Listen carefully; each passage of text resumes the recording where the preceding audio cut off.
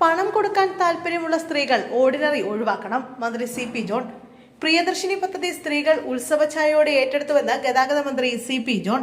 ഉദ്ദേശിച്ച പോലെ കാര്യങ്ങൾ പോകുന്നു. ഒരൊറ്റ ഓർഡിനറിയും സിറ്റി ഫാസ്റ്റ് ആക്കിയിട്ടില്ല. പണം കൊടുക്കാൻ താല്പര്യമുള്ള സ്ത്രീകൾ ഓർഡിനറി ഒഴിവാക്കണം.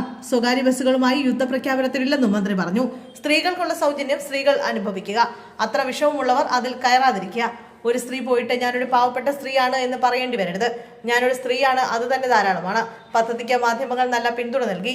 ഇന്നലെ ഓർഡിനറിയിൽ 11.84 ലക്ഷം സ്ത്രീകൾ കയറി.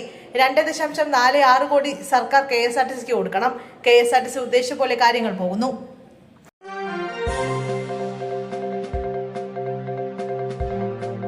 ജമാഅത്തെ ഇസ്ലാമിയുടെ പ്രവർത്തകന് എന്ത് യോഗ്യത? പരിഹാസ പോസ്റ്റുമായി യു പ്രതിഭ.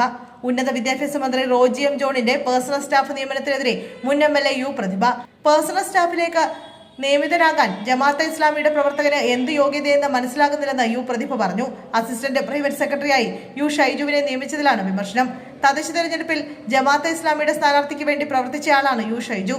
നേതൃത്വത്തെ ഓർത്ത് ലജ്ജ തോന്നുന്നുവെന്നും പ്രതിഭ പ്രതികരിച്ചു. പ്രവർത്തകർ പരിഗണിക്കപ്പെടാത്തതിൽ സങ്കടമെന്ന് പരിഹസിക്കുകയും ചെയ്തു.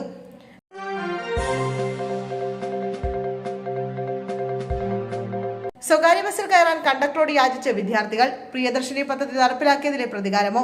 സ്വകാര്യ ബസ്സിൽ കയറാൻ കണ്ടക്ടറോട് യാചിക്കുന്ന സ്കൂൾ വിദ്യാർത്ഥികളുടെ ദൃശ്യങ്ങൾ ചർച്ചയാകുന്നു. വടക്കാഞ്ചേരി ബസ് സ്റ്റാൻഡിൽ നിന്നുള്ള ദൃശ്യങ്ങളാണ് സമൂഹ മാധ്യമങ്ങളിൽ ചർച്ചയാവുന്നത്. 4 വിദ്യാർത്ഥികളെ മാത്രം ബസ്സിൽ കയറ്റി യാത്ര ആരംഭിക്കുകയും മറ്റു വിദ്യാർത്ഥികൾ എത്ര ആവശ്യപ്പെട്ടിട്ടും കയറ്റാൻ വിസമ്മതിക്കുകയുമായിരുന്നു.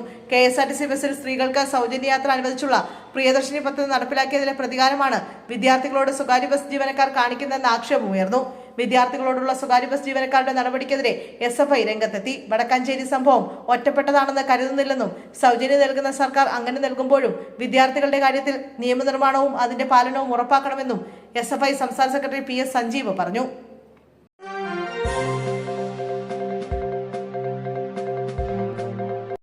P വിജയൻ ക്രമസമാധാന ചുമതലയുള്ള ADGP-ആയി ചുമതലയേറ്റു.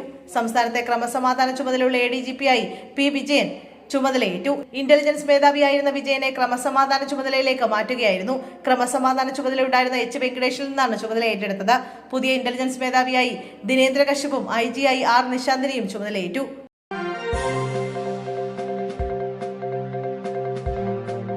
PM ശ്രീയിൽ ഒപ്പിട്ട് ഈ പ്രതിസന്ധി ഉണ്ടാക്കിയത് കഴിഞ്ഞ ഗവൺമെന്റെന്ന് മന്ത്രി N ഷംസുദ്ദീൻ. PM ശ്രീയിൽ മന്ത്രിസഭ ഉപസമിതി എല്ലാ വശങ്ങളും പരിശോധിച്ച ശേഷം തുടർ നടപടിയെന്ന് വിദ്യാഭ്യാസ മന്ത്രി N ഷംസുദ്ദീൻ. റിപ്പോർട്ടിന്റെ അടിസ്ഥാനത്തിൽ മുഖ്യമന്ത്രി തീരുമാനം അറിയിക്കുമെന്നും അദ്ദേഹം പറഞ്ഞു. PM ശ്രീയിൽ ഒപ്പിട്ട് ഈ പ്രതിസന്ധി ഉണ്ടാക്കിയത് കഴിഞ്ഞ ഗവൺമെന്റാണെന്നും അദ്ദേഹം കൂട്ടിച്ചേർത്തു. ഇപ്പോൾ തീരുമാനിച്ച ഉപസമിതി പദ്ധതിയുടെ എല്ലാ വശങ്ങളും പരിശോധിക്കുമെന്നും അദ്ദേഹം പറഞ്ഞു. റിപ്പോർട്ടിന്റെ അടിസ്ഥാനത്തിൽ മുഖ്യമന്ത്രി തീരുമാനം അറിയിക്കും. ഒപ്പിട്ട കരാറിന്റെ തുടർ നടപടികൾ സ്വീകരിക്കണമെന്ന് കത്ത് വന്നിട്ടുണ്ട്.